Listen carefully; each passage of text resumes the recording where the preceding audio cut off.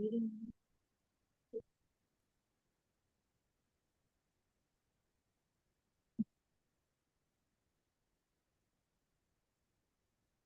కృష్ణ హరే కృష్ణ అందరికీ ఈరోజు భగవద్గీత అవగాహనం క్లాస్కి విచ్చేసినటువంటి భక్తులందరికీ కూడా ఇస్కాన్ శ్రీ శ్రీ రాధా గోవింద ఆలయం తరపున స్వాగతం సుస్వాగతం.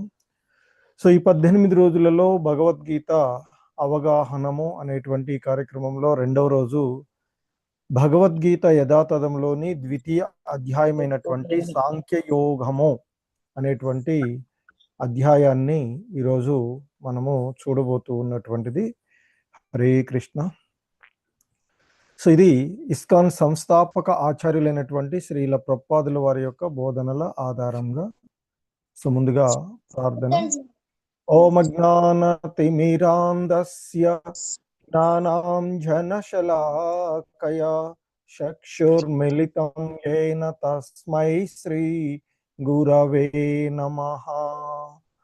శ్రీ చైతన్య మనోభీష్టం స్థాపితం యేన భూతలే స్వయం రూపః కదా మహ్యం దదాతి స్వపదాంతికం. వందేహం శ్రీగురు శ్రీయుతపదకమలం శ్రీగురూన్ వైష్ణవాంశ శ్రీరూపం సాగ్రజాతం సహగణ రఘునాథాన్వితం తం సజీవం సాద్వైతం సావధూతం పరిజన సహితం కృష్ణ చైతన్యదేవం శ్రీ రాధా కృష్ణ పాదాన్ సహగణ లలిత శ్రీ విశాఖాన్వితాంశ.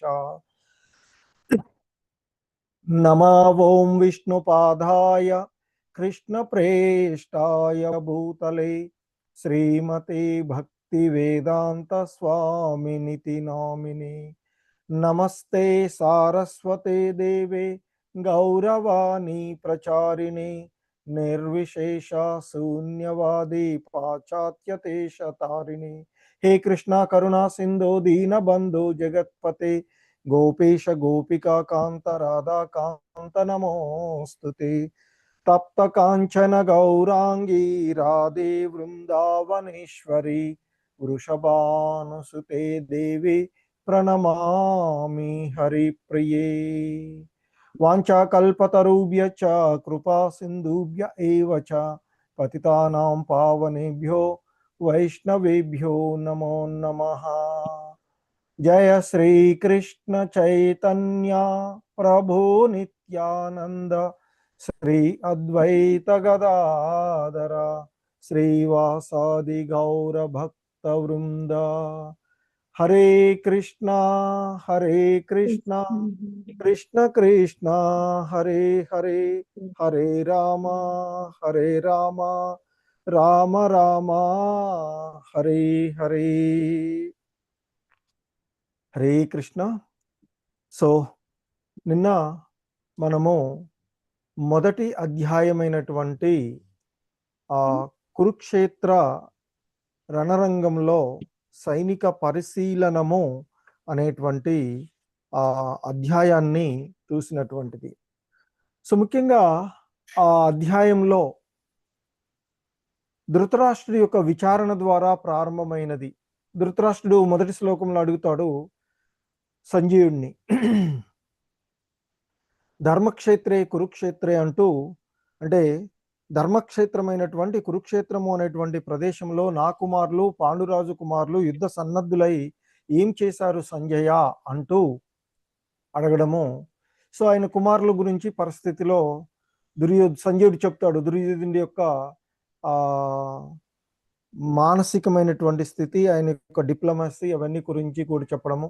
తదుపరి సంజయుడు అక్కడ యుద్ధ సన్నద్ధాలు అవుతున్న, అంటే శంఖనాదాలు పూరించడము, పాండవుల వైపు విజయ అవకాశాలుగా ఉన్నటువంటి సంకేతాలు. ఆ తదుపరి మరి ఇక సంజయుడు చెప్తాడు అర్జునుడు శ్రీకృష్ణుణ్ణి తన రథాన్ని ఇరుసేనల మధ్య నిల్పమని అడగడము. తదుపరి అక్కడున్న వాళ్ళందరినీ చూసిన తదుపరి ఆయన కొన్ని అంశాలను చెప్తూ నేను యుద్ధం చెయ్యను, ఎందుకంటే గడిచినటువంటి అధ్యాయంలో సంజయుడు ధృతరాష్ట్రుడితో చెప్తూ ఉన్నాడు అర్జునుడు యుద్ధం చేయడానికి సంసిద్ధుడు లేడు అని చెప్పి ముగించినటువంటిది మనము పూర్వపు అధ్యాయంలో చూసినటువంటిది. సో ఆ విధంగా మరి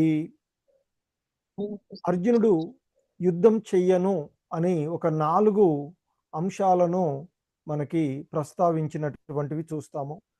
కరుణ, మరి భోగం, పాపభీతి, కులక్షయం, వంశనాశనాలు అనేటువంటి కొన్ని అంశాలను చెప్పి అతడు యుద్ధం చెయ్యనంటాడు. సో ఆ విధంగా ఎప్పుడైతే అర్జునుడు యుద్ధం చెయ్యను అని అన్నాడు అని సంజయుడు చెప్తాడో, ధృతరాష్ట్రుడు ఒక రకంగా పాండవులు ఇక యుద్ధాన్ని, ఎందుకంటే పాండవులలో అర్జునుడు ముఖ్యంగా ఉన్నటువంటి వాడు, ఆయన యుద్ధం చేయట్లేదు అంటే పాండవులు రాజ్యాన్ని పరిత్యజించాడు అని సంతోషపడే అవకాశం ఉంటుంది. సో కనుకనే సంజయుడు మరలా కొనసాగిస్తూ ఏ విధంగా అర్జున్ని యుద్ధ సన్నద్ధుడిని చేస్తూ ఉన్నాడో గీతా బోధన ప్రారంభమైనటువంటి ఈ అంశాలు. సో ముఖ్యంగా యుద్ధం చేయడానికి చెప్పినటువంటి మొదట్లో అధ్యాయంలో ఉన్నటువంటి 4 కారణాలు: కంపాషన్ అంటే కరుణ, తర్వాత రాజ్యభోగాలు, పాపభీతి, వంశనాశనము. అలాగే ఈ యుద్ధంలో ఏం జరుగుతుంది అనేటువంటి అనిశ్చయమైనటువంటి స్థితిలో కూడా అర్జునుడు ఉండి ఈ 5 కారణాలు చెప్పి నేను యుద్ధం చెయ్యను కృష్ణ అంటూ ఉంటాడు. సో ఆ సందర్భంలోనే మరలా సంజయుడు ధృతరాష్ట్రుడితో చెప్తూ ఉంటాడు. ఎందుకంటే ధృతరాష్ట్రుడు తన కుమారులకే రాజ్యం వస్తుంది అనేటువంటి ఒక భావనలో ఉంటాడేమో అని గ్రహించి మరి కృష్ణుడు అర్జున్ని యుద్ధోన్ముఖుని చేస్తూ ఉన్నటువంటి ఎలా ప్రేరేపిస్తూ ఉన్నాడో ఈ అధ్యాయంలో వివరించబడుతూ ఉన్నటువంటి అంశాలను మనం చూడవచ్చు. సో ఈ అధ్యాయంలోని ముఖ్యంగా ఈ అధ్యాయాన్ని గీతా సారము అని కూడా పిలుస్తారు. కారణం ఏంటంటే భగవద్గీతలో ప్రతిపాదించబడినటువంటి అంశాలు అన్ని విషయాల యొక్క సంక్షిప్త సారంగా ఈ అధ్యాయం ఉన్నటువంటిది. సో భగవద్గీతలో భగవంతుడు బోధించినటువంటి ముఖ్యమైనటువంటి అంశాలన్నీ కూడా కర్మయోగము, భక్తి యోగము, జ్ఞానయోగము, ముఖ్యంగా ఆత్మ పరమాత్మలు వాళ్ళ మధ్య ఉండేటువంటి ఆ సంబంధాన్ని విశ్లేషణంగా ఈ అధ్యాయంలో వివరించినటువంటిది. కనుకనే దీనిని సాంఖ్యయోగము లేదా జ్ఞానయోగము అని కూడా పిలువబడేటువంటిది. సో ఇక ఈ అధ్యాయంలోని మొదటి శ్లోకాన్ని చూసినట్లయితే సంజయుడు చెప్తూ ఉన్నాడు, తం తథా కృపయావిష్టం అశ్రుపూర్ణాకులేక్షణం విషీదంతమిదం వాక్యం ఉవాచ మధుసూదన. సో సంజయుడు చెప్తూ ఉన్నాడు, ధృతరాష్ట్రుడితో అంటూ ఉన్నాడు, శోకతప్త హృదయంతో కంటి నిండా నీరు నిండి ఉన్నటువంటి అర్జునుని చూసి మధుసూదనుడైన శ్రీకృష్ణుడు ఈ విధంగా అంటూ ఉన్నాడయ్యా అంటూ చెప్తున్నాడు. ఏమంటున్నాడట శ్రీకృష్ణ భగవానుల వారు చెప్తున్నారు ఇక్కడ, శ్రీ భగవాను వాచ కుతస్త్వ కష్మలం ఇదం విషమే సముపస్థితం అనార్యజుష్టం అస్వర్గ్యం అకీర్తికరం అర్జున. సో శ్రీకృష్ణ భగవానుడు అంటూ ఉన్నాడట అర్జునుడు, ఓ అర్జున, నీకు ఈ కల్మషాలు ఎక్కడ నుండి వచ్చాయి? ఇవి గౌరవనీయమైనటువంటి వ్యక్తికి తగదు, ఇవి ఉన్నతమైనటువంటి లోకాలకు దారి తీయకపోగా నీకు అపకీర్తినే కలగజేస్తుంది అంటూ. సో ఎందుకంటే మరి జాలితో నిండినటువంటి దుఃఖంతో చింతిస్తూ ఉన్నటువంటి వాడు అర్జునుడు, ఇక్కడ కంటి నిండా నీటితో ఉన్నటువంటి వాడు. అయితే ఆ అర్జునుడు చూసి శ్రీకృష్ణ భగవానుల వారు మరి అంటూ ఉన్నటువంటి అంశము ఈ యుద్ధం చేయవలసిన, ఎందుకంటే అంతా కూడా యుద్ధ శంఖనాదాలు పూరించి అందరూ వారి వారి స్థానాల్లోకి వచ్చిన తర్వాత అర్జునుడు ఒకసారిగా అంటాడు, ఓ కృష్ణ, ఎందుకంటే అర్జునుడి యొక్క రథసారథిగా ఉన్నటువంటి కృష్ణుడితో అర్జునుడు అంటాడు, మరి నా యొక్క రథాన్ని ఇరు సేనల మధ్య నిలపవయ్యా, తద్వారా నేనెవరెవరితో యుద్ధం చేయవలసిందో అని చెప్పి ఆ సమయంలో వారందరినీ చూసి జాలితో నిండినటువంటి వాడై దుఃఖిస్తూ కళ్ళ నిండా నీళ్లు పెట్టుకొని నేను యుద్ధం చెయ్యను అని చెప్తే ఆయనతో అంటున్నాడట కృష్ణుడు.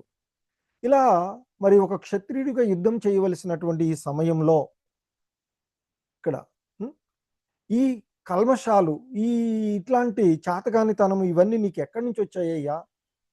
మరి ఇది గౌరవనీయమైనటువంటి వ్యక్తికి తగినటువంటిది కాదు.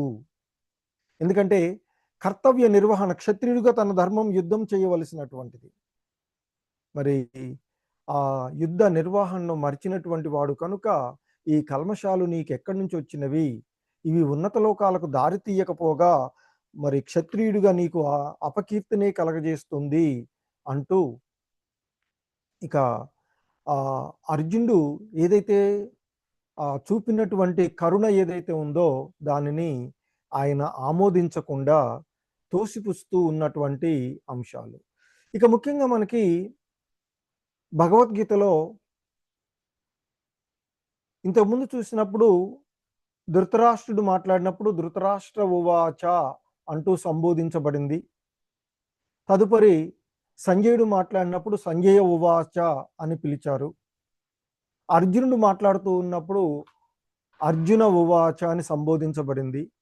కానీ శ్రీకృష్ణుడు మాట్లాడుతూ ఉంటే శ్రీ భగవాను ఉవాచ అని అన్నారు తప్ప, ఇక్కడ ఈ మహాభారతాన్ని వ్యాసుల వారు చెప్తుంటే గణేశుడు మనకి వినాయకుడు రచిస్తారు అని చెప్తారు.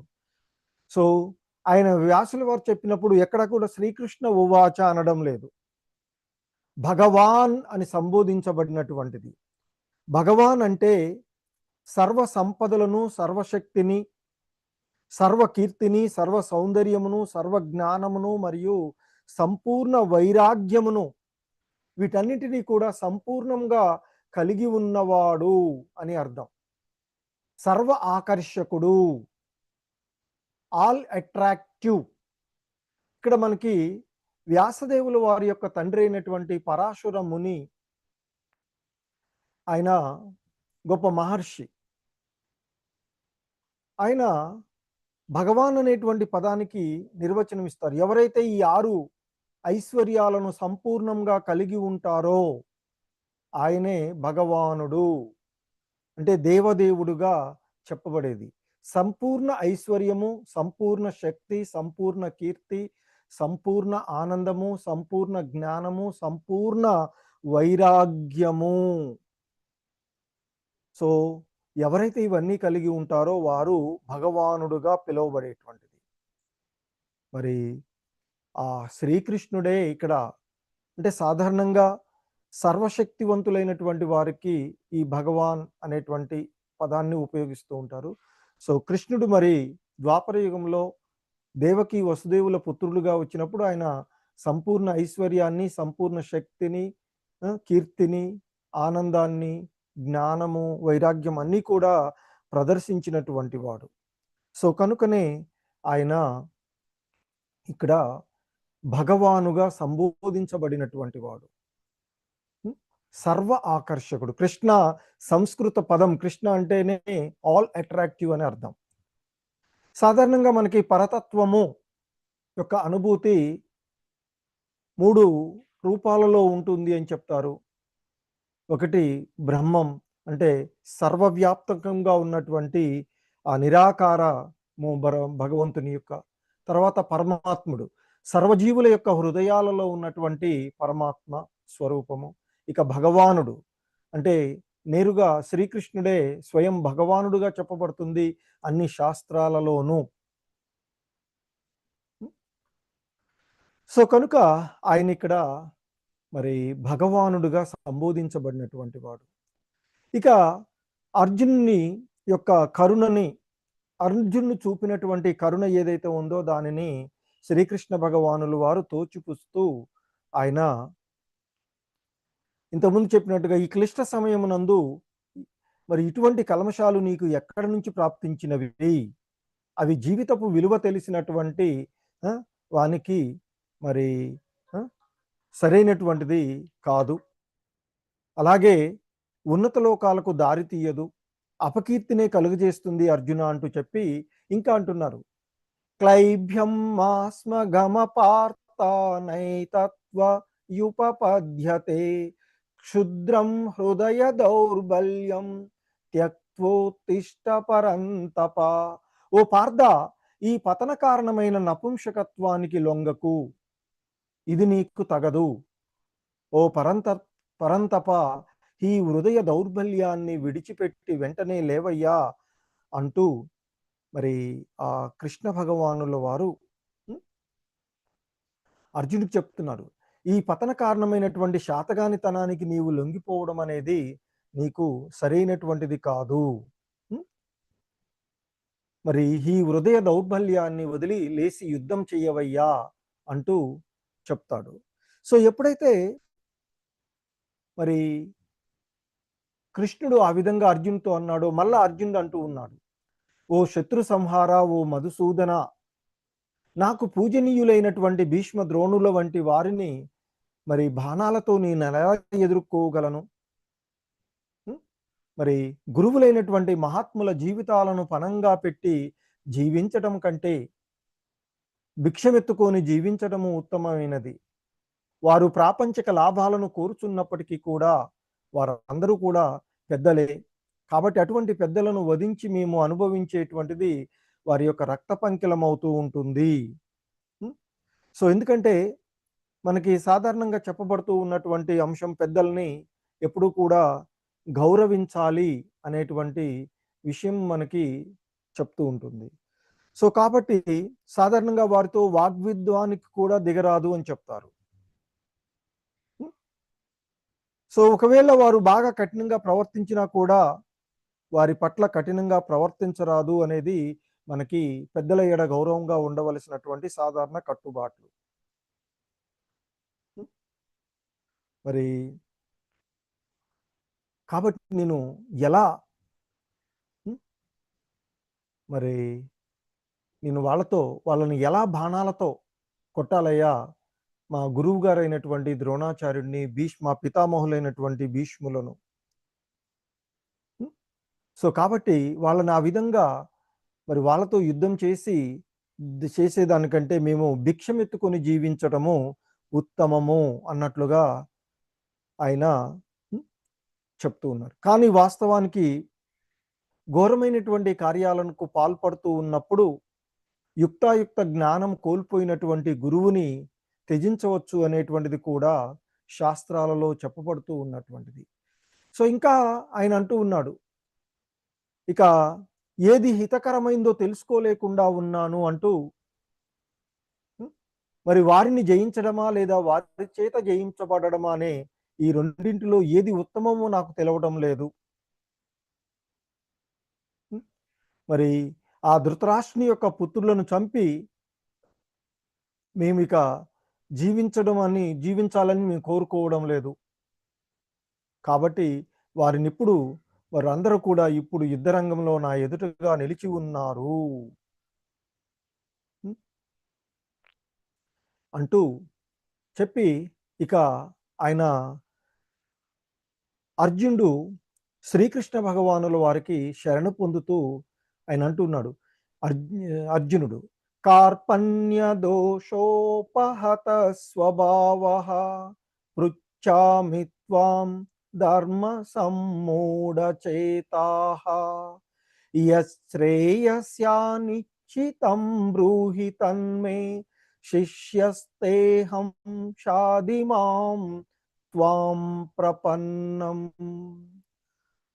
సో ఇక్కడ కార్పణ్య దోష హత స్వభావః, లోభం యొక్క బలహీనత వలన నేను నా యొక్క కర్తవ్యము విషయంలో మోహం చెంది శాంతిని కోల్పోయాను.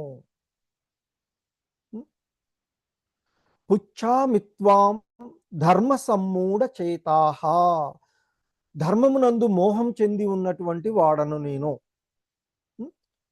సో అటువంటి నేను నిన్ను అడుగుతున్నాను. ఏమంటున్నాడు ఇక్కడ? యశ్రేయస్యాన్నిశ్చితం బ్రూహి తన్మే శిష్యస్తేహం షాదిమాం త్వాం ప్రపన్నం. ఏది నాకు మిక్కిలి హితకరమో నిశ్చయంగా నాకు తెలుపుము అంటూ నేనిప్పుడు నీకు శిష్యుడను మరియు శరణాగతుడను. దయచేసి నాకు ఉపదేశము కావించు అని ఇంకా అంటూ ఉన్నాడు. నా ఇంద్రియాలను శుష్కింప చేస్తూ ఉన్నటువంటి ఈ శోకమును పోగొట్టుకునే ఉపాయం ఏది కూడా నాకు తోచడం లేదు. ఎందుకంటే ఇంద్రియములను శోషిస్తూ ఉన్నటువంటి ఈ శోకాన్ని నేను తొలగించుకునే మార్గం ఏది నేను చూడలేకపోతూ ఉన్నాను, తోచడం లేదు నాకు. ఇంకా అంటున్నాడు, నేను ఈ భూమిపై సుసంపన్నమైన ఎదురులేని రాజ్యాన్ని గెలిచిన లేదా దేవతల వంటి ఆధిపత్యాన్ని పొందిన ఈ శోకము నుండి నేను బయటపడలేకుండా పోతున్నాను. సో కాబట్టి దేవతలు ఆ దేవతల యొక్క స్వర్గాధిపత్యము వలె సుసంపన్నమైన శత్రురహితమైనటువంటి సర్వభౌమాధికారంతో సాటిలేని రాజ్యాన్ని దరిత్రి పైన నేను సాధించినా కూడా ఈ శోకాన్ని తొలగించుకోజాలకున్నాను నేను అంటున్నాడు. ఎందుకంటే మనకి జీవితంలో సమస్యలు అర్థం చేసుకోలేనటువంటి ఇవి ఎదురైనప్పుడు వాటిని పరిష్కరించుకోవడానికి ఒక గురువుని సంప్రదించాలి. సో అదే ఇక్కడ అర్జునుడు చేసినటువంటిది కూడా. అర్జునుడు తన సమస్యలను పరిష్కరించుకోవడానికి మరి జ్ఞానము, సంపద, భౌతిక సుఖాలు అని పిలువబడేటువంటి ఎందుకు పనికిరావు అని గ్రహించినటువంటి ఆయన మరి ఆ భగవంతుణ్ణి ఆశ్రయించి పూర్వపు శ్లోకాల్లో చెప్పినట్లుగా శరణాగతులు అవుతున్నాడు. ఏంటి శరణాగతి అంటే? నేర్చుకోవాలనేటువంటి కుతూహలము, మనలో ఉండేటువంటి బలహీనతలను అంగీకరించేటువంటి అనుకూవత, సవాళ్లు ఎదురైనప్పుడు ఒక ప్రామాణిక గురువుని ఆశ్రయించడం. సో ఆ విధంగా అర్జునుడు దేవదేవుడైనటువంటి శ్రీకృష్ణ భగవానుడికి శరణాగతుడై ఆయనను గురువుగా స్వీకరించి తనకు ఏది నిశ్చయం అంటే ఖచ్చితంగా హితకరమో దానిని బోధించమని అడుగుతూ ఉన్నటువంటి అంశాన్ని మనము ఇక్కడ చూస్తూ ఉన్నటువంటిది. సో ఈ క్రమంలోనే ఇక ఆ విధంగా వాళ్ళిద్దరి మధ్య జరిగినటువంటి సంభాషణను మరలా సంజీవుడు చెప్తూ ఉన్నాడు. ఏమంటున్నాడు సంజీవుడు? శత్రువులను తప్పింపజేసే అర్జునుడు. ఎందుకంటే ధృతరాష్ట్రుడికి ఎప్పుడైతే అర్జునుడు యుద్ధం చేయనన్నాడో ఒక రకంగా ఇక అర్జునుడు యుద్ధం చేయట్లేదు కాబట్టి సంతోషంలో ఉన్నాడు కదా. అందుకే ఇక్కడ అర్జునుడి యొక్క గొప్పతనాన్ని చెప్తున్నాడు. పరంతప అంటే శత్రు సంహారుడు, శత్రువులను తప్పింపచేసేటువంటి వాడు అయినటువంటి ఆ శత్రువులను జయించేటువంటి అర్జునుడు పరంతప అంటూ సంబోధిస్తున్నాడు. ఏవముక్త్వా హృషీకేశం గుడాకేశం పరంతప నయోత్స్య ఇతి గోవింద ఉక్త్వా తూష్ణిం బభూవః. సో ఇక్కడ అర్జునుడు పరంతప అని పిలువబడినటువంటి వాడు. ఎందుకంటే ఆయన శత్రువులను తప్పింపజేసేటువంటి వాడు. కానీ ఇక్కడ ఆ బంధుప్రీతి కారణంగా తాత్కాలికంగా అజ్ఞానంతో ఉండి శోకానికి గురి అయ్యి మరి ఆ పరమాచార్యుడు అయినటువంటి కృష్ణం వందే జగద్గురుం, సో జగద్గురు అయినటువంటి శ్రీకృష్ణుడి శిష్యుడిగా శరణ పొందినటువంటిది. సో కాబట్టి వెంటనే అటువంటి శోకము నుండి విడివడి ఆత్మానుభూతి యందు స్థిరపడడానికి యుద్ధం చేయమని పరంతప అని. అలాగే కృష్ణుడు హృషికేశుడుగా సంబోధించబడినటువంటి వాడు. హృషికేశుడు అంటే ఇంద్రియాలను జయించినటువంటి వాడు. అలాగే ఇంకా గోవింద అంటూ కూడా సంబోధించాడు.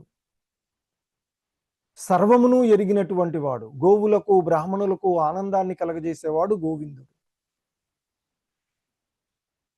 సో ఆ విధంగా మరి ఆ అర్జునుడు శ్రీకృష్ణుడితో ఉమ్, ఇక్కడ చెప్తున్నారు, ఓ గోవిందా నేను యుద్ధం చేయలేనని మౌనంగా ఉండిపోతే ఇక ఇప్పుడు యథార్థంగా భగవద్గీత ప్రారంభమవుతూ ఉంది. ఎప్పుడైతే అర్జునుడు కృష్ణుని గురువుగా స్వీకరించాడో ఆయన గురుస్థానాన్ని స్వీకరించి ఇప్పుడు ఎందుకంటే ఆ జగద్గురు అయినటువంటి ఉమ్, శ్రీకృష్ణ భగవానులు వారు అర్జున్ని పరమాచార్యులైనటువంటి శ్రీకృష్ణుడు అర్జున్ని శిష్యుడిగా స్వీకరించి ఆయనకి ఆత్మానుభూతి జ్ఞానాన్ని బోధిస్తూ ఉన్నాడు. సో ఇంకా చెప్తున్నాడు సంజీవుడు, ఓ భరతవంశీయుడా, ఆ సమయంలో రెండు సేనల మధ్య విషాద వశుడై ఉన్న అర్జునుడితో శ్రీకృష్ణుడు నవ్వుతూ ఇట్లా పలికెను. ఎందుకంటే ఇంతకుముందు అడిగినట్లుగా రథాన్ని ఇరు సేనల మధ్య నిలపమన్నాడు. ఆ విధంగా ఇరు సేనల మధ్య రథాన్ని నిలపడం వల్ల ఆయన చూసి హృదయం చలించిపోయి యుద్ధం చేయనని ఇంతకుముందు చెప్పినట్లుగా ఉన్నటువంటిది. సో కాకపోతే అర్జునుడు చేసినటువంటి ఒక మంచి పని, ఆయన్ని గురువుగా స్వీకరించి ఆయనకి శరణాగతుడయ్యాడు. సో కనుక మరి ఇక ఎప్పుడైతే అర్జునుడు ఆ విధంగా ఓ గోవిందా నేను ఇక యుద్ధం చెయ్యలేనయ్యా అని చెప్పి మరి మౌనంగా ఉండిపోయినటువంటి అర్జున్ని చూసి నవ్వుకున్నాడట కృష్ణ భగవానుల వారు.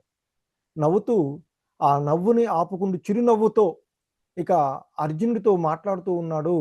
శ్రీకృష్ణ భగవానులు వారు భగవద్గీతను బోధిస్తూ ఉన్నారు. ఈ 11వ శ్లోకం నుండి వాస్తవమైనటువంటి భగవద్గీత బోధన ప్రారంభమవుతూ ఉంది మనకి యాక్చువల్గా. సో గురుస్థానాన్ని స్వీకరించినటువంటి శ్రీకృష్ణ భగవానుల వారు ఎందుకంటే ఇంతకు ముందులాగా ఇద్దరి మధ్య గురు శిష్య సంబంధం లేదు, ఆ భావబామర్దుల సంబంధం లేదు, స్నేహ సంబంధం కూడా మరిచి ఆయన గురువుగా స్వీకరించాడు అర్జునుడు. సో కనుక ఆ మిత్రుడైనటువంటి గుడాకేశుడు చీకటిని జయించి అజ్ఞాన అంధకారాన్ని తొలగించుకున్నటువంటి వాడు, అజ్ఞాన అంధకారాన్ని తొలగించుకోవాలని కోరుకుంటూ ఉన్నటువంటి వాడు, ఇక ఆ ఋషికేశుడైనటువంటి శ్రీకృష్ణుడు చిన్నగా నవ్వుతూ గురుస్థానాన్ని స్వీకరించి ఒక శిష్యుణ్ణి మందలిస్తూ ఉన్నాడు ఈ శ్లోకంలో. శ్రీ భగవానువాచ అచోచ్యానన్వశోచస్త్వం ప్రజ్ఞావాదాం చ భాషసే గతాసూన గతాసూంచ నాను శోషంతి పండితాః. శ్రీకృష్ణ భగవానులు వారు అర్జున్తో అంటున్నాడట, చిరునవ్వు నవ్వుకుంటూ గురువు స్థానాన్ని స్వీకరించి, ఓ అర్జున, పాండిత్యంతో కూడిన మాటలు మాట్లాడుతూనే నీవు దుఃఖింపదగ్గని విషయం గురించి దుఃఖిస్తూ ఉన్నావు. వివేకవంతులు జీవించి ఉన్న వారి గూర్చి గాని మరణించిన వారి గూర్చి గాని దుఃఖింపరు. సో ఎందుకంటే అర్జునుడు అంతకుముందు మనం చూసాం ధర్మము అంటూ కులక్షయం అంటూ వివిధ రకాలైనటువంటి కరుణతో ఇవన్నీ మాకు పాపభీతి కలుగుతుంది అంటూ చాలా మాటలు మాట్లాడాడు కదా. అందుకే అంటున్నాడు, నువ్వు పండితుడిలాగా మాట్లాడుతున్నావు కానీ నీ యొక్క చేతలు మాత్రము వివేకం పండితుడిలాగా లేవు. ఎందుకంటే నీవు నీ మిత్రులు, నీ బంధువులు, నీ గురువు గారు, నీ తాతగారు వీళ్ళంతా ఎవరో పోతారని భావిస్తూ ఉన్నావు. కానీ వివేకవంతుడు అనేటువంటి వాడు జీవించి ఉన్న వారి గూర్చి కానీ మరణించిన వారి గూర్చి కానీ శోకించడు. కానీ నీవు శోకిస్తూ ఉన్నావు. అందుకనే ఒక రకంగా అర్జున్ని ఓ మూర్ఖుడా అన్నట్లుగా సంబోధిస్తున్నాడు. తెలివైన వాడికి అలాగా మాట్లాడు. ఎందుకంటే అంతకుముందు ధర్మశాస్త్రము, అర్థశాస్త్రము, మతపరమైనవి. ధర్మశాస్త్రం అంటే మతపరమైనవి, అర్థశాస్త్రం రాజకీయాలు, సాంఘిక ఆచారాలు అవన్నీ కూడా చెప్పాడు ఆయన మొదటి అధ్యాయంలో. సో చెప్పి ఇంకా అంటున్నాడు, నత్వేవాహం జాతు నాసం నత్వం నేమే జనాధిపాః నచైవ న భవిష్యామః సర్వే మయతమ పరం. సో నేను గాని నీవు గాని ఈ రాజులందరూ గాని నిలిచి ఉండని సమయం అంటూ ఏదీ లేదు. ఇక ముందు కూడా మనమందరము ఉండకపోము. ఇక్కడ శ్రీకృష్ణుడు చెప్తున్నాడు, శ్రీకృష్ణ భగవానుడు శాశ్వతులందరిలోకెల్లా శాశ్వతుడు. నత్వేవాహం జాతునాసం, నేను అంటే పరమాత్ముడు, ఆయన లేనటువంటి సమయం అంటూ ఏదీ ఉండదు. నత్వం నేమే జనాధిప, నీవు గాని అంటే నీవు అంటే ఇక్కడ జీవాత్మలు, జీవులు. అలాగే జనాధిపాహ అంటే రాజులందరూ కూడా, వాళ్ళు కూడా జీవాత్మలే. ఈ నువ్వు కానీ ఈ రాజులందరూ కానీ నిలిచి ఉండని సమయం అంటూ ఏదీ లేదు. నచైవ నభవిష్యామః అంటూ చెప్తున్నారు, భవిష్యత్తునందులో కూడా ఉండకుండా ఉండరు. సర్వే వయమ పరం అంటూ చెప్తున్నటువంటి వయ మత పరహమ, మనం ఎప్పటికీ కూడా ఉండేటువంటి వాళ్ళమే అంటూ ఆత్మ అంటే ఏమిటి, ఆత్మజ్ఞానాన్ని బోధిస్తూ ఉన్నటువంటి అంశాలను మనం ఇక్కడ చూస్తూ ఉన్నటువంటిది. సో చెప్తూ ఇంకా అంటే, ఎందుకంటే మరి అర్జునుడు వాదించే అవకాశం ఉంటుంది. ఆత్మ శాశ్వతమైనప్పటికీ శరీరము ఆత్మతో సంబంధాన్ని కలిగి ఉన్నది కాబట్టి మరి అభిమానింపదగిందే కదా ఆ ఆత్మ ఆశ్రయించినటువంటి శరీరము. మరి ఆ శరీరంతో సంబంధం ఉన్నటువంటి బంధువులు కూడా ప్రియమైన వారే అవుతారు కదా. కాబట్టి వారి శరీరాలు నశించినప్పుడు ఖచ్చితంగా శోకం ఉంటుంది కదా అని అర్జునుడు వాదించే అవకాశం ఉంటుంది. కనుక అందుకే అంటున్నారు ఆయన, దేహినోస్మిన్ యథా దేహే కౌమారం యౌవనం జరా తథా దేహాంతర ప్రాప్తి ధీరస్తత్ర నముహ్యతి. సో ఇంకా భగవంతుడు చెప్తూ ఉన్నారు, ఓ అర్జున, దేహదారి నిరంతరము ఈ దేహమునందు బాల్యము నుండి యవ్వనమును, ఆ యవ్వనము నుండి వృద్ధాప్యమును పొందును. దేహినోస్మిన్ యథా దేహే కౌమారం యవ్వనం జరా, దేహదారి నిరంతరము ఈ దేహమునందు ఎట్లు బాల్యము నుండి యవ్వనమునకు, యవ్వనము నుండి వృద్ధాప్యమును పొందును. తథా దేహాంతర ప్రాప్తి ధీరస్తత్ర నముహ్యతి. సో జీవాత్మ కూడా అదే విధంగా మరణ సమయంలో వేరొక దేహాన్ని పొందుతుందయ్యా. కాబట్టి ఈ విషయంలో వివేకవంతుడైనటువంటి వాడు, ధీరుడెప్పుడు కూడా మోహము చెందడు, మోహమునొందడు అంటూ. అంటే ధీరుడు అంటే జీవాత్మ, పరమాత్మ మరియు ప్రకృతి, అంటే భౌతిక ఆధ్యాత్మికమైనటువంటి ప్రకృతులు, వాటికి పట్ల సంపూర్ణ జ్ఞానం కలిగినటువంటి వాడు వివేకవంతుడు లేదా ధీరుడు అని పిలువబడుతూ ఉంటుంటుంది. సో ఇక్కడ ఒక వ్యక్తి శరీరాన్ని ఎలా మారుస్తూ ఉన్నారో, మనం వస్త్రాలను ఏ విధంగా మారుస్తూ ఉన్నామో ఆ విధంగానే ఆత్మ కూడా ఈ శరీరాలను మారుతూ ఉంది అనేటువంటి అంశాన్ని ఇక్కడ మనకి ఆయన తెలియచేసినటువంటిది. సో సాధారణంగా మనము స్థూల శరీరము, సూక్ష్మ శరీరము, ఆత్మ అనేటువంటి మూడింటి ద్వారా ఉండేటువంటిది. ఏదైతే మనం కనిపిస్తూ ఉందో ఇదంతా కూడా మనకి the gross body, the subtle body and soul. So స్థూల శరీరము ఈ స్థూల శరీరం అనేటువంటిది భూమి, నీరు, వాయువు, అగ్ని, ఆకాశం ద్వారా ఏర్పడినటువంటిది. అలాగే మన యొక్క ఈ సూక్ష్మ శరీరం అనేటువంటిది, ఇది స్థూల శరీరం ఏమో మన మరణంతో వేరవుతుంది. సూక్ష్మ శరీరము, మనసు, అహంకారము, బుద్ధి, ఈ మూడు కలిపితే సూక్ష్మ శరీరంగా చెప్తారు. ఇది ముక్తి ద్వారా వేరవుతుంది. ఆత్మ మాత్రమే ఎప్పటికీ కూడా శాశ్వతంగా ఉండేటువంటిది. సో ఈ మన దేహము ఏదైతే ఉందో, ఇంతకుముందు చెప్పుకున్నట్టు భూమి, అగ్ని, వాయువు, ఆకాశము మరియు నీరు, ఆకాశము, వాయువు, వీటితో ఈ పాంచభౌతికమైనటువంటి ఈ దేహంగా చెప్తూ ఉంటారు. సో ఈ దేహం అనేటువంటిది ఒక యంత్రం లాంటిది, భౌతికమైన యంత్రం లాంటిది. ఆ యంత్రంలో ఒక కారులో డ్రైవర్ ఉన్నప్పుడు మాత్రమే కారు కదలగలుగుతుంది. అలాగే ఈ దేహంలో ఆత్మ ఉన్నప్పుడే అది మరి తన యొక్క కర్మలను నిర్వర్తిస్తూ ఉంటుంటుంది. సో కానీ మనం ఏం చేస్తున్నాము, ఈ శరీరాన్ని మనము అనుకుని శరీరానికే ఎక్కువగా ప్రాముఖ్యతను ఇస్తున్నాము. ఆత్మను గురించి మనము పట్టించుకోవడం లేదు. ఎలాగైతే పంజరంలో ఉండేటువంటి పక్షిని వదిలేసి పంజరానికి మెరుగులు పెడితే పక్షి ఏ విధంగానూ సో మరి సో కనుకనే ఇంకా ఆయన చెప్తూ ఉన్నారు, ఈ తాత్కాలికమైనటువంటి ద్వంద్వాలను సహింపాలి అని చెప్తున్నారు.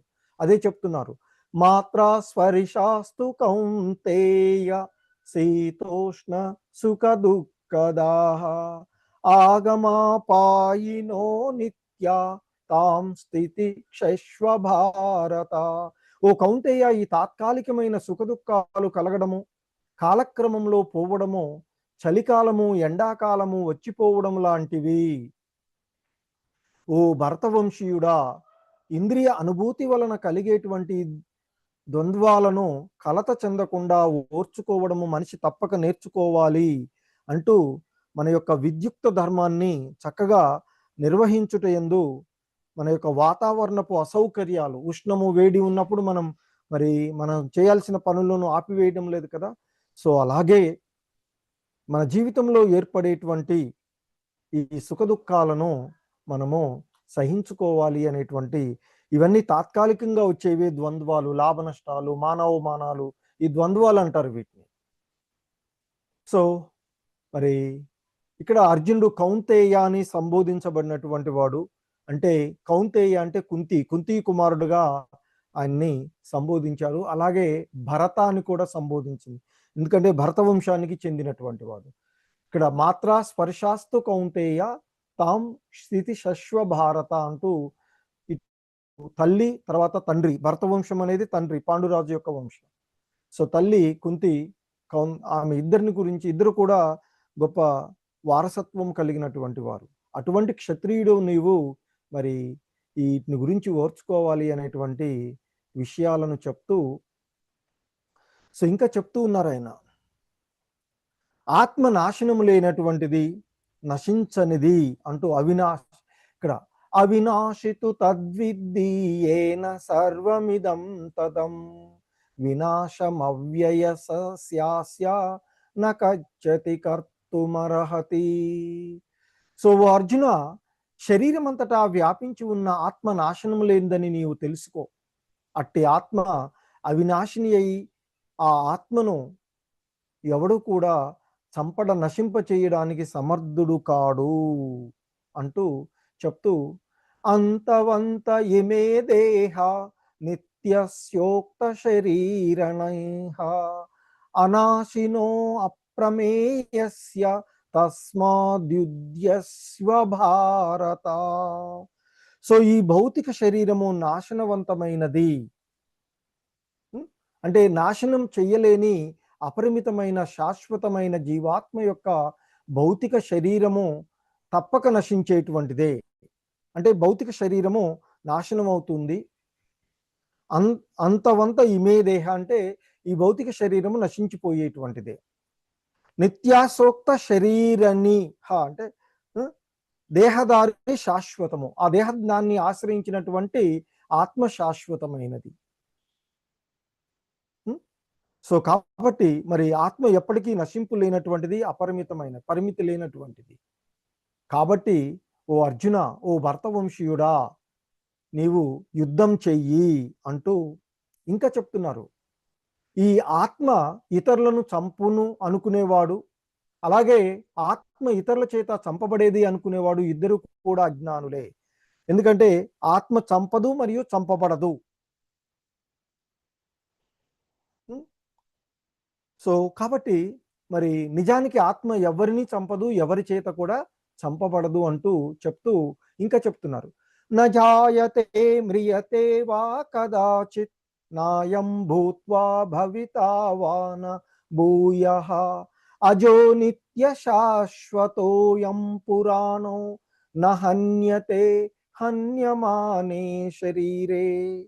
సో కాబట్టి మరి ఈ ఆత్మ ఎన్నడూనూ మరణించదు అని చెప్తున్నారు. ఆత్మకి మరణం లేదు.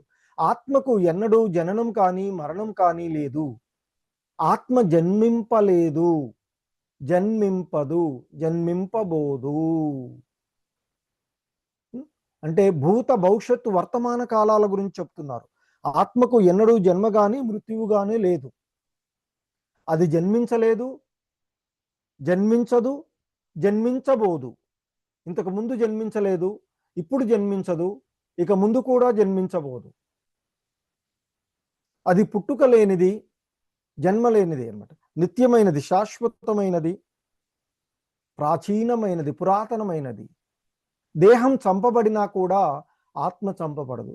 సో ఈ దేహాన్ని ఆశ్రయించినటువంటి ఆత్మ, ఈ దేహం నిరంతరము మార్పులకు లోనై చివరికి ముసలిదై క్షీణించిపోయినప్పుడు ఈ దేహాన్ని వదిలి ఇంకొక దేహాన్ని పొందుతుంది.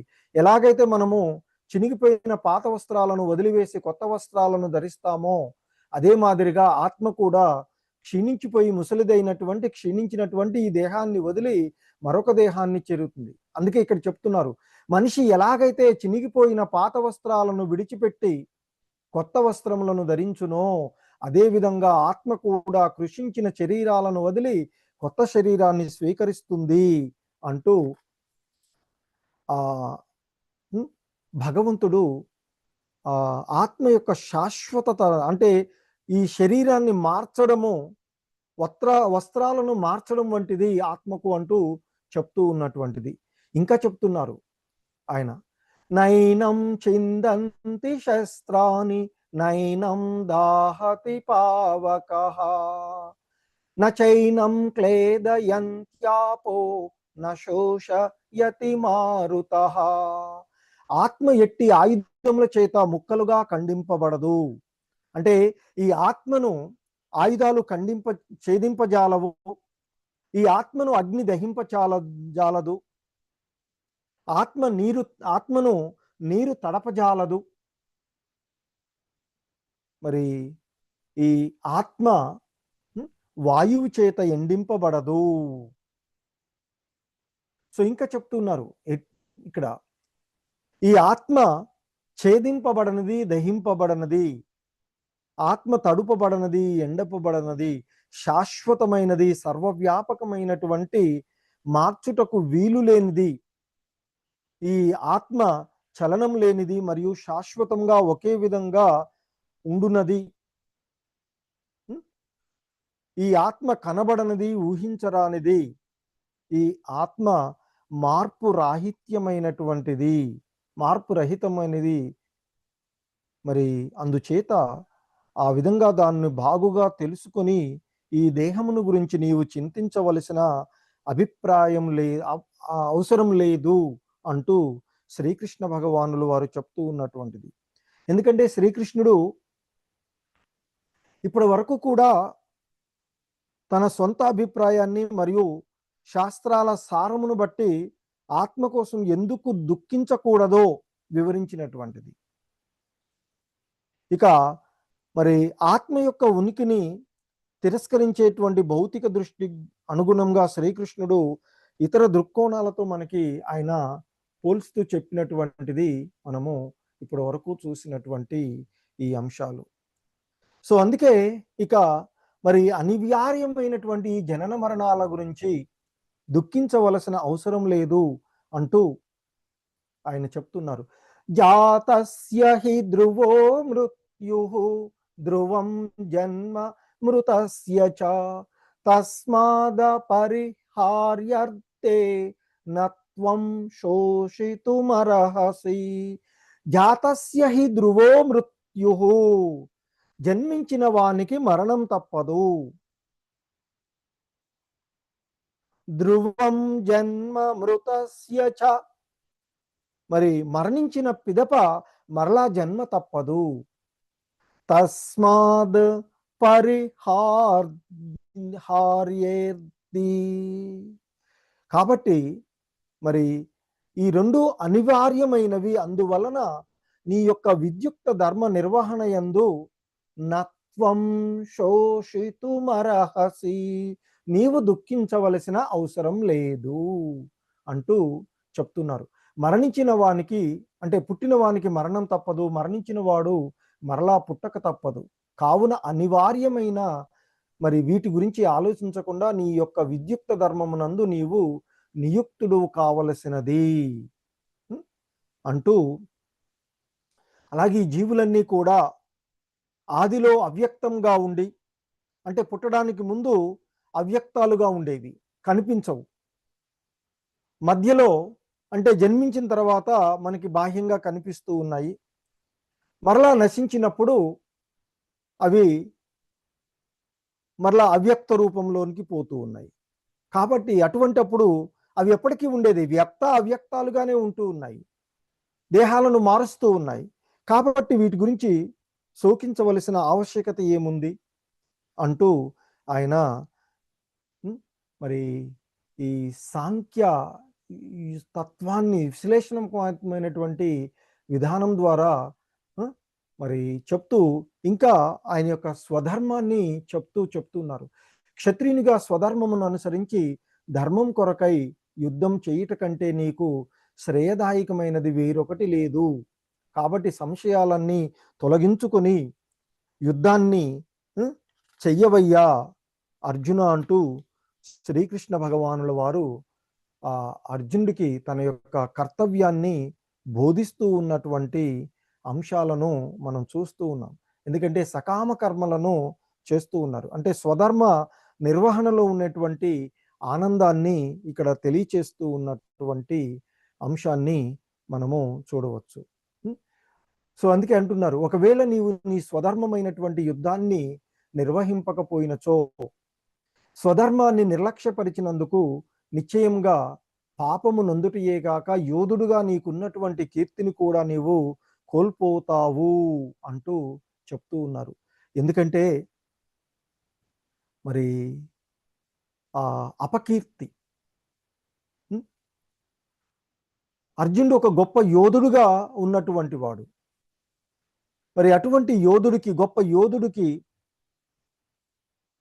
మరి ఈ నిందలు ఏవైతే ఉన్నాయో అవి మరణం కంటే కూడా దారుణమైనవిగా చెప్తూ ఉంటుంటారు, నిందలు ఏవైతే ఉన్నాయో.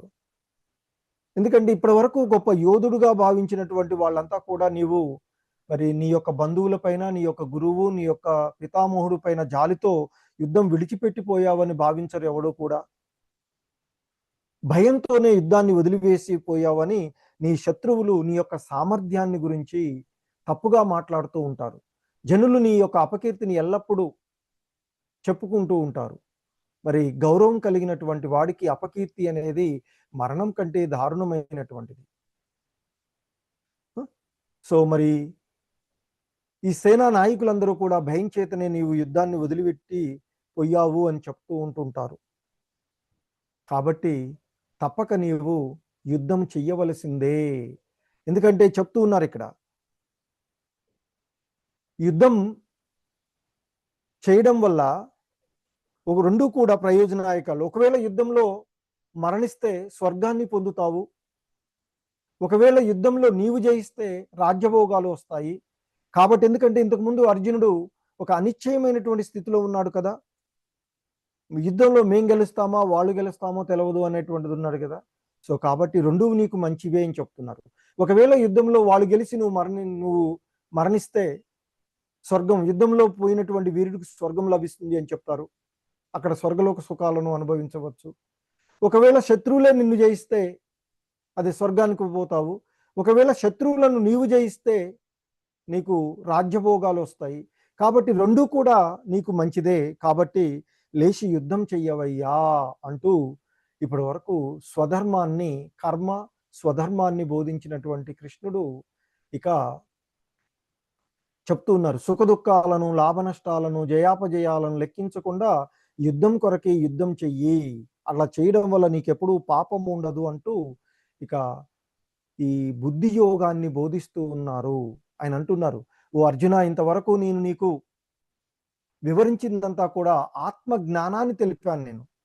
ఇక ఇప్పుడు ఫలాపేక్ష లేనటువంటి కర్మ రూపంలో వివరిస్తాను, దాన్ని తెలుసుకో.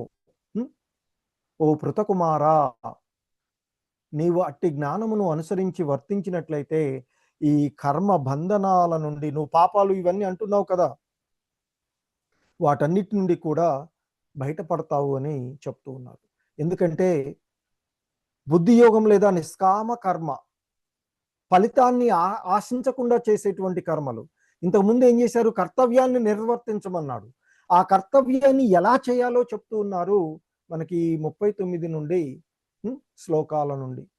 సో చెప్తున్నారు ఇక్కడ, నేహాభిక్రమనాశోస్తి ప్రత్యవాయో న విద్యతే స్వల్పమప్యస్య ధర్మస్య త్రాయతే మహతో భయాత్. సో ఓ అర్జున, ఈ భక్తి యోగమునందు నష్టం కానీ హాని కానీ లేదు. ఈ మార్గంలో ఏ కొద్దిగా ఆచరించినా దారుణమైనటువంటి భయం నుండి అది మనిషిని రక్షిస్తుంది అంటూ చెప్తూ ఉన్నటువంటి అంశాలు. సో ముఖ్యంగా ఈ యోగమందు ఎటువంటి నష్టం లేదు అని చెప్తూ ఉన్నటువంటిది. ఎందుకంటే భక్తి యోగంలో మనం భక్తిలో ఏది చేసినా, ఏ కొంచెం చేసినా అది మనల్ని తదుపరి జన్మలకు ఉపయోగపడుతుంది. కానీ భౌతికమైనటువంటిది ఎంత చేసినా 99.9 చేసినా కానీ అది మళ్ళీ నెక్స్ట్ జన్మలో జీరోతోనే ప్రారంభం అవుతుంది. కానీ భక్తి మాత్రం ఈ జన్మలో ఒక 5% మనం భక్తిని ఆచరించిన తదుపరి జన్మలో ఆ భక్తి అక్కడి నుండే ప్రారంభమవుతుంది, 6% నుంచి ప్రారంభమవుతుంది అని చెప్తూ ఉంటుంటారు. సో ఇంకా చెప్తున్నారు ఇక్కడ, ఓ కురువంశస్థుడా, ఈ మార్గమున ఉన్నవారి బుద్ధి స్థిరంగా ఉంటుంది. సో ఎందుకంటే వ్యవసాయాత్మిక బుద్ధి అంటూ చెప్తూ ఉన్నారు. సో అంటే ఆ భక్తి యోగం, భక్తిలో ఉన్నటువంటి వాళ్ళ యొక్క మనసు ఎప్పుడు కూడా స్థిరంగా ఉంటుంది, వారి యొక్క లక్ష్యం కూడా ఒకటిగానే ఉంటుంది. కానీ ఈ యోగంలో లేనటువంటి వారు, స్థిరంగా లేనటువంటి వారి యొక్క బుద్ధి పరిపరి విధాలుగా ఉంటుంది. అంటే స్థిర నిశ్చయం లేని వారి బుద్ధి అనేక విధాలుగా ఉంటుంది అనేటువంటి విషయాన్ని చెప్తూ ఉన్నారు. సో ఇంకా చెప్తున్నారు మనకి, వేదములను అనుసరించి అల్పజ్ఞులు, ఇక్కడ చెప్తూ ఉన్నటువంటిది, అల్పజ్ఞులు అనేటువంటి వాళ్ళు ఏం చేస్తారంటే వేదాలలో ఉన్నటువంటి ఆ మృదు మధురమైనటువంటి స్వర్గలోక ప్రాప్తి కోసం, ఉన్నతమైన జన్మలు లేదా రాజ్యాధికారం రావాలి అనేటువంటి దానికోసం ఆ వేదాలలో చెప్పబడినటువంటి యజ్ఞ యాగాదులు చేస్తూ ఉంటారు. ఆ మృదు మధురమైనటువంటి వాక్కులకు ఆకర్షించబడి ఇంద్రియ తృప్తిని, ఆ సంపన్నమైనటువంటిది తప్ప ఇంకా ఏదీ లేదు అని భావిస్తూ ఉంటారు అంటూ అల్పజ్ఞుల గురించి చెప్తూ ఉన్నటువంటి అంశాన్ని. సో మరి ఈ భోగానుభవము మరియు లౌకిక సంపదలకు ఆకర్షితులైనటువంటి వాడు మోహపరవశులై మనసునందు భగవానుని యొక్క భక్తియుత సేవను గురించి స్థిరమైన నిశ్చయము, అంటే స్థిర బుద్ధికి అడ్డంకులు ఏంటంటే ఇవన్నీ చెప్తున్నారు. భోగానుభవం, ఇంద్రియ భోగాలు, సుఖాలు అనుభవించాలి, సంపదలు కావాలి, ఈ విధమైనటువంటి వాటితో ఉంది. సో ఇంకా చెప్తూ ఉన్నటువంటిది, వేదాలు ముఖ్యంగా మనకి ఆ కర్మకాండల్లో అంటే త్రిగుణాలకు సంబంధించిన విషయాలను గురించి చెప్తున్నాయి. ఏంటి త్రిగుణాలు అంటే సత్వగుణము, రజోగుణము, తమోగుణము అనేటువంటి వాటి గురించి. కానీ ఓ అర్జున, నీవు ఈ త్రిగుణాలకు అతీతుడవై ద్వంద్వముల నుండి మరియు యోగక్షేమములు అనేటువంటి చింతల నుండి విడిపడిన వాడివై ఆత్మయందు స్థిరుడవు కావాలి అంటూ చెప్తూ ఉన్నటువంటిది. సో ఇంకా చెప్తూ ఉన్నారు ఇక్కడ, ఎందుకంటే ఒక చిన్న వాటి గురించి, ఒక చిన్న నూతి బావి ఉందనుకోండి, ఆ చిన్న బావిలో ఒక ప్రయోజనమే ఉంటుంది. కొన్ని బావులు మంచినీటి కోసం ఉంటాయి, కొన్ని ఉప్పు నీళ్ళకు ఉండేవి, కొన్ని ఆ, వ్యవసాయం కోసం ఈ విధంగా ఉపయోగం. పెద్ద జలాశయం ఉందనుకోండి, ఆ జలాశయంలో ఏం చేస్తాము, మంచినీటికి ఉపయోగించుకోవచ్చు, వ్యవసాయానికి ఉపయోగించుకోవచ్చు, ఇతర ప్రయోజనాలకు కూడా యూజ్ చేసుకోవచ్చు. అదే చెప్తున్నారు ఇక్కడ. ఒక చిన్న నూతి వలన కలిగే ప్రయోజనాలన్నీ శీఘ్రమే పెద్ద జలాశయమునందలి జలం చేత సిద్ధించినట్లుగా వేదముల యొక్క సమస్త ప్రయోజనములను వాటి యొక్క అంతరార్థాలను గ్రహించిన వానికి సిద్ధిస్తుంది. ఆ వేదాలలో ఉన్న పై వాటిని కాకుండా అంతరార్థాలను గ్రహించాలి, వేదాల యొక్క ప్రయోజనాన్ని తెలుసుకోవాలి అని చెప్తున్నారు. దానికి ఇక్కడ నిష్కామ కర్మ యోగ సాధన ఎలా చేయాలో చెప్తున్నారు. కర్మణ్యేవాధికారస్తే మా ఫలేషు కదాచన మా కర్మ ఫల హేతుర్భుః మా తే సంగోస్త్వ కర్మణి. సో ఫలాపేక్ష లేకుండా విద్యుక్త ధర్మ నిర్వహణ గురించి ఈ శ్లోకంలో చెప్తున్నారు. ఓ అర్జున, విద్యుక్త ధర్మమును నిర్వర్తించుట ఎందే నీకు అధికారం కలదు, కానీ ఆ కర్మఫలముల ఎందు కాదు. నీవే కర్మఫలములకు కారణమని ఎన్నడూనూ అనుకోకు. అలాగని చేయవలసినటువంటి కర్మలను మానుటలో ఆసక్తిని కూడా చూపకు అంటూ చెప్తూ ఉన్నటువంటి విషయం. సో సాధారణంగా మనకి కర్మలు 3 రకాలుగా చెప్తారు, కర్మ, వికర్మ, అకర్మలు అని. వాటి గురించి నెక్స్ట్ అధ్యాయంలో చెప్తాను. సో ఇంకా చెప్తున్నారు. సో ఆ విధంగా మరి ఆయన భగవానుడు ఇంకా బోధిస్తూ శ్రీ భగవానువాచ ప్రజహాతి యదా కామాన్ సర్వాన్ పార్థ మనోగతాన్ ఆత్మన్యేవాత్మనా తుష్టః స్థిత ప్రజ్ఞస్తదోచ్యతే. సో దేవదేవుడైనటువంటి శ్రీకృష్ణుడు చెప్తున్నారు అర్జునుడితో, ఓ పార్థ, మనోకల్పితములైన ఇంద్రియ తృప్తిని కలిగించు సర్వ విధములైన కోరికలను మానవుడు ఎప్పుడు త్యజించునో, మరియు ఆ విధంగా శుద్ధిపడిన మనసు ఎప్పుడు ఆత్మయందు తృప్తి నొందునో అప్పుడు అతడు స్థితప్రజ్ఞుడు అని చెప్పబడును. ఇక్కడ స్థితప్రజ్ఞుడు గురించి చెప్తూ ఉన్నారు. ఎందుకంటే అర్జునుడు అడుగుతాడు, స్థితప్రజ్ఞుడు స్థిరమైన బుద్ధి కలిగినటువంటి పురుషి. సో మరి స్థితప్రజ్ఞుడు అంటే ఏంటో ఇక్కడ చెప్తూ ఉన్నటువంటి అంశాలను, మరి ఇంద్రియార్థాలను ఉండి ఆ ఇంద్రియాలను మరలించినప్పుడు మనస్సుతో అతడు సహజమైనటువంటి స్థితిలో సంతుష్టుడై సదా ప్రసన్నుడై ఉన్నటువంటి వాడు అంటూ ఆ స్థితప్రజ్ఞుడి యొక్క లక్షణాలను చెప్తూ ఉన్నారు. ఇంకా ఆయన మనకి ఇక్కడ ఆ స్థితప్రజ్ఞుని ఇంద్రియ నిగ్రహం ఎలా ఉండాలో చెప్తూ ఉన్నారు. యదా సంహారతే చాయం కూర్మోంగానీవ సర్వశః ఇంద్రియానింద్రియార్థే తస్య ప్రజ్ఞా ప్రతిష్టత. సో ఇంకా చెప్తూ ఉన్నారు, ఓ అర్జున, తాబేలు తన అవయవాలను చిప్పలోనికి ఎలా ముడుచుకుంటుందో అలాగే సర్వ విధాల విషయ సుఖాల నుండి ఇంద్రియాలను మళ్లించిన వాడు స్థితప్రజ్ఞుడు అనబడతాడు. యదా సంహారతే ఛాయం అంటే తాబేలు తన యొక్క అవయవాలను చిప్పలోనికి తన అవసరానికి ఉన్నప్పుడు అవయవాలను బయటకు తీస్తుంది, తర్వాత తన చిప్పలోనికి ముడుచుకుంటూ ఉంది. అదేవిధంగా ఈ స్థితప్రజ్ఞుడు అనేటువంటి వాడు కూడా ఈ సర్వ విధాలైనటువంటి విషయ సుఖాల నుండి ఇంద్రియాలను అదుపులో ఉంచుకున్నటువంటి వాడే స్థితప్రజ్ఞుడు అంటూ చెప్తూ ఉన్నటువంటి అంశము. సో ఇంకా చెప్తూ ఉన్నారు, దేహదారి ఇంద్రియ భోగములను నిగ్రహించినప్పటికీ ఇంద్రియ వస్తువుల రుచి మిగిలి ఉంటుంది, కానీ అధిక అభిరుచిని అనుభవించడం ద్వారా అలాంటి కలాపాలను విడిచి అతడు చైతన్య స్థితిలో స్థిరపడతాడు అంటూ చెప్తున్నారు. ఎందుకంటే ఇక్కడ చెప్పబడుతూ ఉన్నటువంటి అంశాల్లో సాధారణంగా మనకి మరి ఇంద్రియ విషయాలను వదిలివేయాలంటే అంతకంటే గొప్ప అనుభూతి కావాలి, అంతే కదా. మనకి ఏదైనా ఒకదాన్ని పాతదాన్ని వదిలేయాలంటే దానికంటే గొప్పది మనకి లభించినప్పుడే కదా. బైక్ ఉందనుకోండి, సైకిల్ వదిలేస్తాం. కారు ఉందనుకోండి, బైక్ను వదిలేసి కారును ఉంటాం కదా. సో లేదా ఒక మంచి ఉద్యోగం, గవర్నమెంట్ ఉద్యోగం వచ్చిందనుకోండి, ప్రైవేట్ వదిలేస్తాం. సో ఆ విధంగా మరి ఈ ఇంద్రియ భోగాల కంటే కూడా అధికమైనటువంటి అభిరుచిని అనుభవించగలిగినప్పుడు, అంటే ఉన్నతమైనటువంటి కృష్ణ చైతన్య దృష్ట్యా ఆ రసానుభూతిని పొందినట్లయితే ఈ ఇంద్రియ విషయాలన్నీ కూడా, ఇంద్రియ ఆసక్తి కూడా వదిలివేయబడుతుంది అని చెప్పబడుతున్నటువంటి అంశం.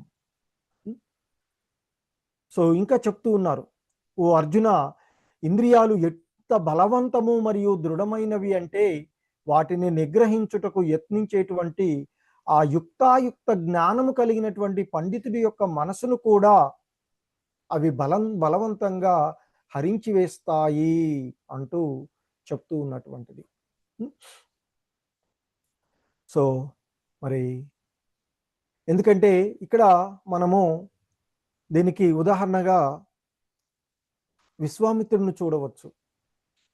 విశ్వామిత్రుడు ఎంతో కఠోరమైన తపస్సు చేస్తాడు, కానీ మేనక యొక్క సౌందర్యానికి మళ్ళీ లోలుడైనటువంటి పరిస్థితి చూస్తాం. సో ఇంకా చెప్తున్నారు ఆయన, తమ ఇంద్రియాలను వశమునందు ఉంచుకొని మనసుని నాయందే ఎల్లప్పుడూ లగ్నం చేసేటువంటి మనిషి, అంటే ఆ మనసుని భగవంతుని యందు లగ్నం చేసినటువంటి వాడు, తాని సర్వాన్ని సంయమ్య అంటూ చెప్తున్నారు.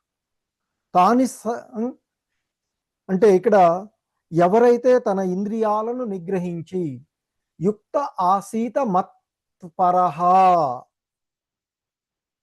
వాటిని నాయందే స్థిరంగా నిలిపినటువంటి వాడు, నాయందే అంటే ఆ భగవంతుని యందు ఇక్కడ. సో అలా నిలిపినటువంటి వాడు స్థిరమైన బుద్ధి కలిగిన వాడు అంటూ చెప్తూ ఉన్నటువంటిది. సో ఇంకా చెప్తున్నారు ఇక్కడ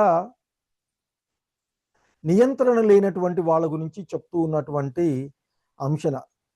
నిరంతరము చింతన చేస్తే ఆసక్తి కలుగుతుంది, ఆసక్తి నుండి కోరికలు ఏర్పడతాయి, కోరికలు తీవ్ర క్రోధంగా మారుతుంది, క్రోధం నుండి మోహం ఉత్పన్నమవుతుంది, మోహం నుండి స్మృతి భ్రమిస్తుంది, స్మృతి భ్రమించడం వల్ల బుద్ధి నాశనం అవుతుంది, బుద్ధి నాశనం వలన మరి పతితుడవుతాడు అని చెప్తాడు.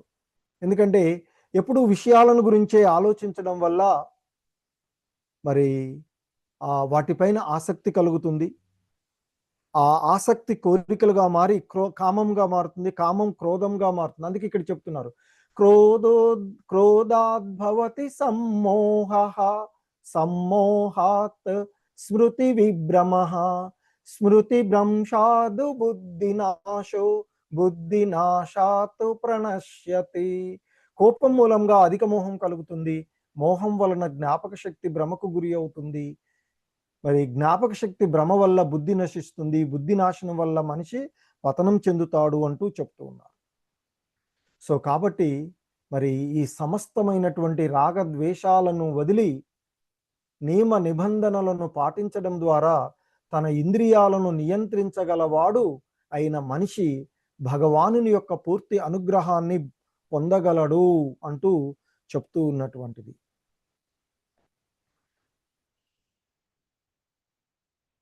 ఇంకా చెప్తూ ఉన్నారు, ఆ భగవంతునితో సంబంధము లేని వానికి దివ్యమైనటువంటి బుద్ధి గాని స్థిరమైనటువంటి మనసు గాని ఉండదు, అవి లేనిదే శాంతికి అవకాశం లేదు, ఇక శాంతి లేకుండా సుఖం ఎలా కలుగుతుంది అంటూ చెప్తూ ఉన్నటువంటి.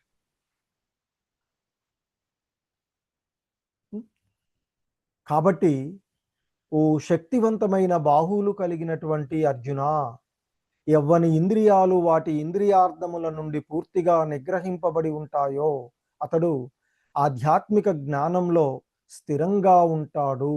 ఈ పంచేంద్రియాలు మనకి ఉండేటువంటి, సో ఈ ఇంద్రియాల యొక్క నిగ్రహణ గురించి ఇక్కడ చెప్తూ ఉన్నటువంటిది. అంటే స్థితప్రజ్ఞుడి యొక్క రేయింబవళ్ళు ఉండేటువంటి అంశాన్ని ఇక్కడ మనకి అంటే ఆ చంచలమైనటువంటి ఇంద్రియాల యొక్క బుద్ధిని మనం ఏ విధంగా స్థిరంగా ఉంచుకోవాలో స్థిరమైనటువంటి బుద్ధి గురించి చెప్తూ ఉన్నారు. సో ఇంకా మనకి స్థితప్రజ్ఞుడి యొక్క రాత్రి పగలు ఎలా ఉంటుందో చెప్తున్నారు. సర్వజీవులకు ఏది రాత్రి సమయమో అది ఆత్మ నిగ్రహం కలిగిన వానికి మేల్కొనియుండు సమయము. సర్వజీవులు మేల్కొనియుండు సమయము అంతర్ముఖుడైన మునికి రాత్రి సమయము. ఎందుకంటే ఇక్కడ స్థితప్రజ్ఞుడు మనకు ఏవైతే భౌతికమైనటువంటి అంశాలు, ఈ భౌతికమైనటువంటి విషయాలు ఆనందాన్ని ఇస్తాయని చెప్తామో వాళ్ళు వాటన్నిటిని కూడా వదిలివేస్తారు. మనకి ఏదైతే మంచి వెలుతురుగా ఇవే మనకి అనుకుంటామో అవి చీకటితో సమానం. మనం ఏదైతే ఇవి చేయలేము, ఆధ్యాత్మికమైనటువంటి విషయాలు మనకి చీకటిలాగా అనిపిస్తూ ఉంటాయో అజ్ఞానంలో వాళ్ళకది మరి వాస్తవికమైనటువంటి అంశంగా గోచరిస్తూ ఉంటుంది. ఆపూర్యమానమచల ప్రతిష్టం సముద్రమాప ప్రవిశంతి యద్వత్ తద్వత్ కామాయం ప్రవిశంతి సర్వే సశాంతి మాప్నోతి నకామకామి. సర్వదా నీటిని నింపుతున్న నిశ్చలంగా నుండు సముద్రములోనికి నదులు ప్రవేశించినట్లు కోరికల నిరంతర ప్రవాహం చేత కలత నొందని మానవుడే శాంతిని పొందగలడు. కానీ కోరికలను తృప్తి నొందింప యత్నించువాడు అట్టి శాంతిని పొందలేడు అంటూ చెప్తూ ఉన్నటువంటి అంశము. సో ముఖ్యంగా ఈ స్థితప్రజ్ఞుడు అనేటువంటి వాడు కోరికల చేత కలత నొందడు అని చెప్తారు. ఎందుకంటే నదులు సర్వదా నీటిని సముద్రంలో నింపుతూ ఉంటుంటాయి, కానీ సముద్రము ఎప్పుడు కూడా నిశ్చలంగానే ఉంటూ ఉంటుంది. అదేవిధంగా ఈ కోరికల నిరంతర ప్రవాహము ఉన్నా కూడా స్థితప్రజ్ఞుడు స్థిరంగానే ఉంటాడు అనేది చెప్తున్నారు. సో మరి ఇక చెప్తున్నారు, ఏషా బ్రహ్మీ స్థిత పార్థ నైనాం ప్రాప్య విముహ్యతి స్థిత్వా స్యామంత కాలేపి బ్రహ్మ నిర్వాణమృచ్చతి. ఓ అర్జున, ఇదే ఆధ్యాత్మికము భగవన్మయము అయిన జీవన విధానము. దీనిని పొందినవాడు మళ్ళీ మోహం చెందడు. మరణ సమయంలో కూడా ఈ విధంగా ఉన్న వ్యక్తి భగవంతుని దివ్యధామానికి చేరుతాడు. అంటే స్థితప్రజ్ఞుడి యొక్క గమ్యాన్ని చెప్తూ ఉన్నారు. స్థితప్రజ్ఞుడు ఈ జనన మరణ చక్రాల నుండి వీడి శాశ్వతమైన దివ్యధామాన్ని చేరుకుంటాడు అని చెప్పబడుతూ ఉంది. సో ముఖ్యంగా మనకి ఇందులో తెలుసుకోవలసినటువంటిది, మనము ఈ దేహం కాదు, శాశ్వతమైన దివ్యమైన ఆత్మలము. సుఖదుఖాలు వస్తూ ఉంటాయి, పోతూ ఉంటాయి. కాబట్టి మనము ఆ భగవంతునికి శరణాగతి పొంది ఉండాలి. దానికి నిరంతరం మనము ఆ భగవన్నామస్మరణం, హరే కృష్ణ కృష్ణ కృష్ణ హరే హరే, హరే రామ రామ రామ హరే హరే అంటూ భగవన్నామస్మరణ చేస్తూ ఉండాలి అని చెప్పారు. హరే కృష్ణ. జగద్గురు శ్రీల ప్రభుపాద్ కీ జై. హరే కృష్ణ ప్రభుజీస్ మాతాజీస్. సో ఇది కొంచెం పెద్ద చాప్టర్ కాబట్టి నిన్న ఇంట్రడక్షన్ వల్ల కొంచెం ఎక్కువ సమయం పట్టింది. ఇది పెద్ద చాప్టరు. ఇక మిగిలినవన్నీ కూడా ఇన్ని శ్లోకాలు ఉండవు, తక్కువగా ఉంటాయి. ఒక 30-40 శ్లోకాలు ఉంటాయి మిగిలిన వాటిలో. మళ్ళీ 18వ చాప్టరు ఎక్కువ ఉంటాయి, అత్యధికమైన శ్లోకాలు.